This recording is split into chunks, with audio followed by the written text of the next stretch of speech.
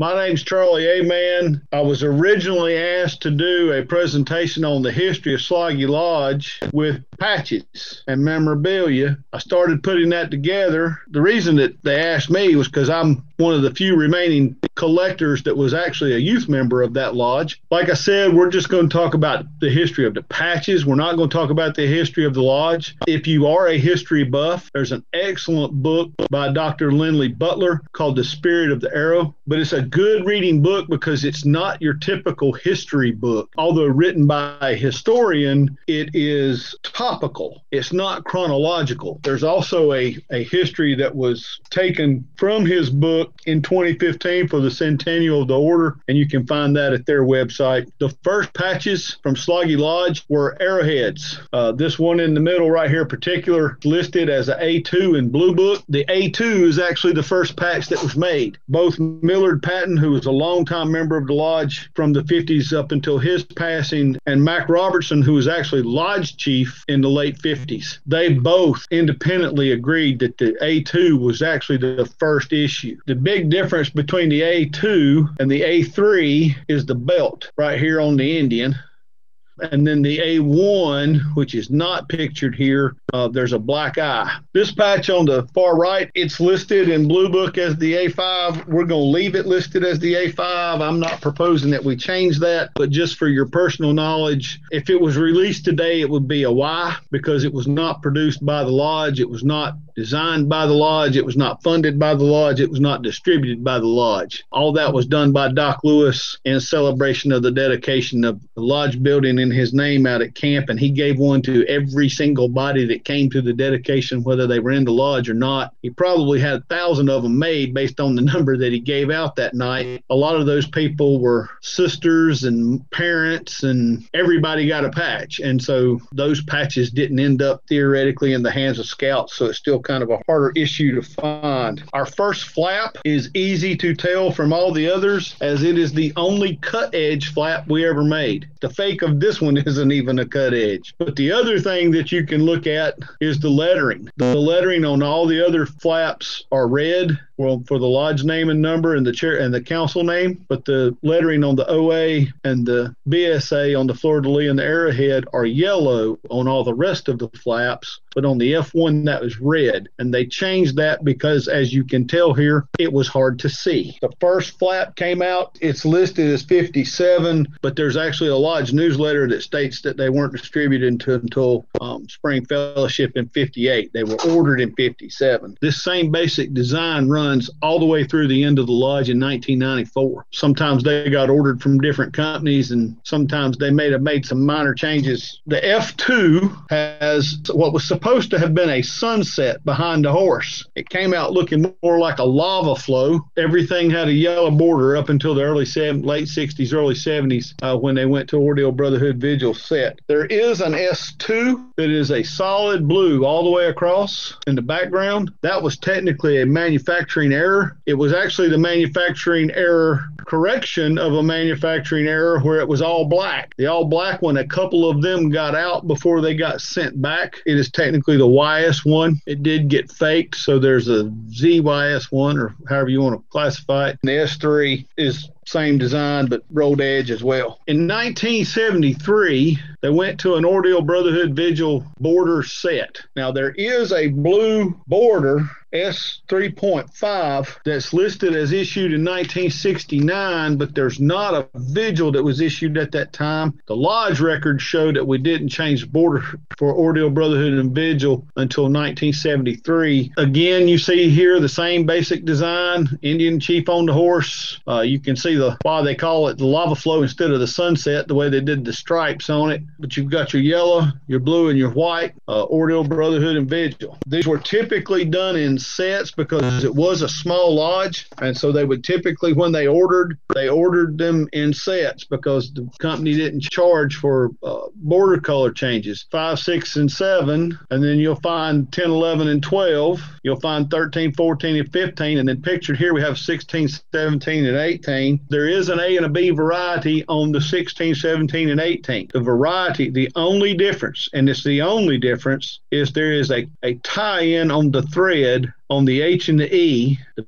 B has that tie-in at the bottom, and on the A, the tie-in is at the top. On the Vigil, the Indian also has what's called a fat body as opposed to a thin body. In 1989, the Lodge Executive Committee corrected the spelling of the Lodge. They've been misspelling it for 50 years. T-S-A-L-A-G-I, T-S-L-A-G-I. But here again, we have a 1, 2, and 3. And somebody didn't realize that they didn't call this the S8 until after they had issued the S8. And rather than go back and renumber everything, they just stuck it in as 7.5 on that Vigil set. I shared a Excel file. What that's going to talk about is these variations. Aside from your Ordeal Brotherhood Vigil border colors and your anniversary issues that we'll talk about in a minute, there's 3 major factors to look at when you're looking at the variations in the old spelling Sloggy Lodge 163 flaps. And those 3 major things are your background stitch direction, your sky stitch direction,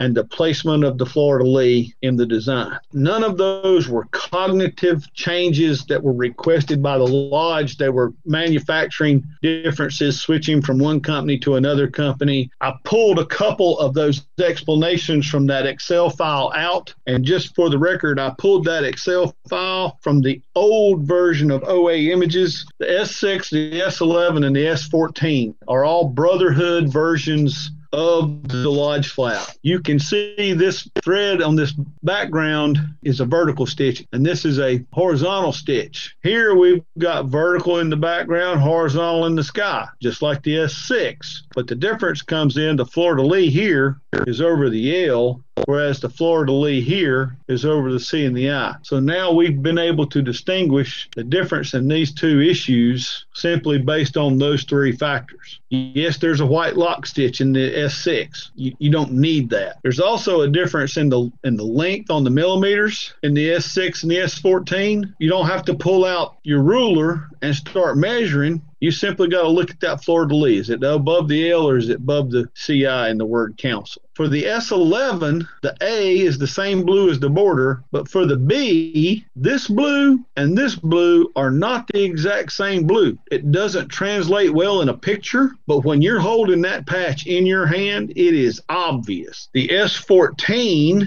has a 0.7 where, and I don't have it pictured, where there's no torso on the Indian. And for a while, we actually thought that was a thread break until somebody pointed out that nope, it also has a flat rolled edge. The big thing here is go back to this Excel sheet, and if you just follow that, it's not hard to do at all. The Lodge technically did 5 or 6 of these, depending on how you want to count. In 79, they did a Lodge flap and an arrowhead. This is the A4. For the 75th anniversary in 1990, they did this, which is a play off of this design. They did the same thing for the Lodge anniversary. They pulled the old arrowhead design into the flap. The other thing they did when they changed the spelling of the name in 89, they reissued another arrowhead, which can sometimes be misleading because since they changed the name, the cataloging people made it the A1. For NOAC, ironically, NOACs landed on anniversary years for the only 2 NOACs that they ever produced a patch for. So all they did was they took the anniversary patch, and here they simply added the word NOAC here, and here they changed the GWY to NOAC. That's the only 2 NOAC issues that the Lodge ever made. And ironically enough, they made this one for 1988 because the LEC had voted to change the name in 88. And this patch was issued for that upcoming anniversary. It was actually not issued in 89. It was actually issued in 88, both of these patches. Let's talk about neckerchiefs for a second. The X1 for the old spelling of the Lodge is on your far right. The X1 for the new spelling of the Lodge is on your far left. The X2 is a 3-legged deer. There is an A and a B version of this. If I were the editor of the book, there would not be an A and a B version. You have to have both of them side by side to tell which one's darker and which one's lighter. And so to me, if you have to have both of them, it's just an MVE. This one is a thread break. The one that's pictured here is a thread break. Doesn't have the star that was pointed out to me. These patches on these neckerchiefs, they came from the factory on the neckerchief. They were one per life. The lodge actually kept a record. That record's in the museum down at Cherokee. These are a little easier to find because at the time of the merger in 1994, the lodge still probably had 100 of these. And rather than sell them to anybody in the new lodge, they sold them to people that were registered in Sloggy Lodge. Basically, they relaxed the one per life at the end, and you could buy as many of these as you wanted. There is a version of the X2 that you can occasionally find sewn on a blue apron. Millard Patton, who was the chief cook for years and years and years, actually got permission from the LEC back in the early 70s and got a hold of a dozen of these neckerchiefs and had his wife cut the patch off and sew it on a blue apron. So the cook crew had lodge aprons back in the 70s. In 1988, 1989, they also changed the lodge totem. Up until 1988, the lodge totem was black goose, and they changed that to the Indian chief. And this is the only patch that shows the actual lodge totem on it. There are some chapter issues that the lodge did. 2 from Rockingham. I only have one of them pictured here. There's a couple of different ones from Alamance chapter. There's a couple of different color variations of this triangle.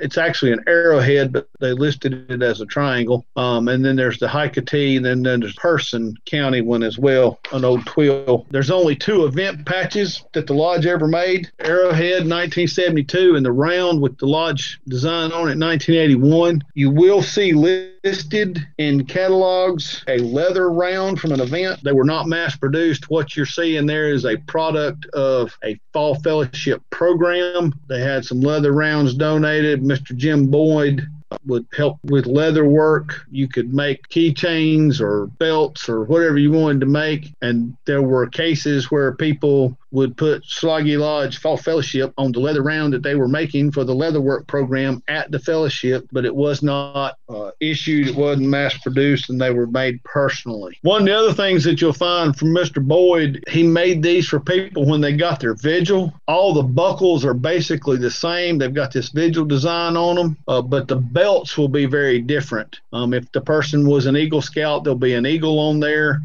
Sometimes you'll find camp designs on there for people that were on camp staff.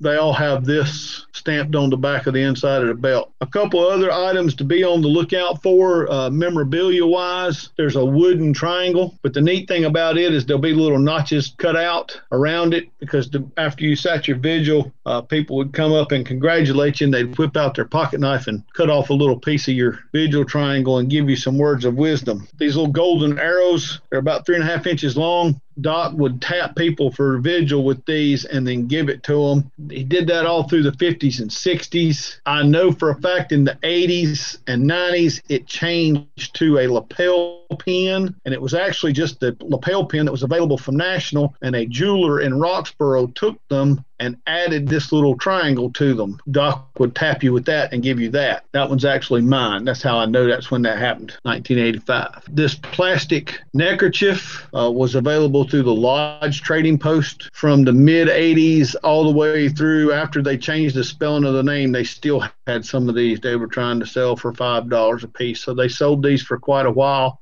There's a hat pin that's the same as the center design in the Lodge flap. It is also the exact same size as the round centerpiece in the Lodge flap and was actually made to be worn on the Lodge flap. That is the lifetime membership pin. The dues for that were $163. Only did it for a few years. It is probably one of the harder items to get that's not a patch from the Lodge. Between the merger and the fact that they did away with lifetime memberships, there just weren't a whole lot of these that got out. This belt buckle was a vendor produced item, and you will find them with different camp names on them, different council names on them. They all have this same exact design. The interesting part about this one is it was not made by Sloggy Lodge 163. It was made by the Summer Camp Trading Post at Camp Cherokee. It says Cherokee, Order of the Arrow, which is interesting because Chalagi, which is mispronounced as Salagi, Chalagi is the Cherokee word for Cherokee. I talked earlier about some of the Z and Y issues and the fakes. This down here, this bad scan that I have, because it's the only thing I have, is the actual Y S1, the black background that I talked about earlier, and they sent it back, and it came back with a solid blue background, and they kept it and called it the S2. Couple of these got out, so there are a couple floating around, but it's just a couple. As far as I know, there's only two.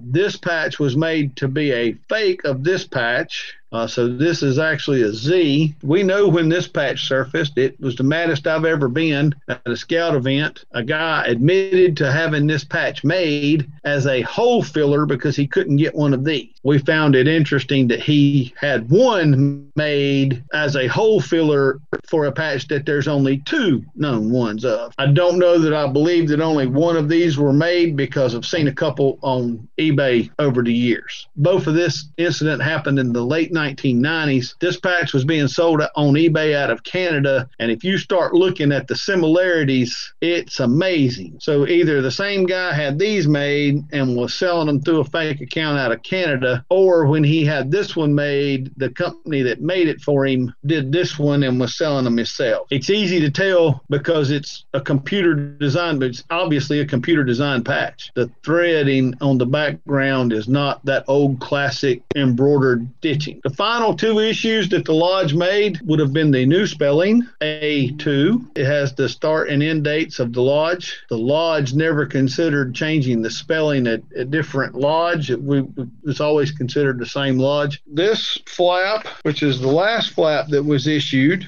has two varieties, an A and a B. The base material, and on the A it's white and on the B it's black. I was chapter advisor at the time, so I happen to know for a fact there was one order placed, so that background material is simply a manufacturing variance, but it is an obvious one, and so therefore it is listed as an A and a B.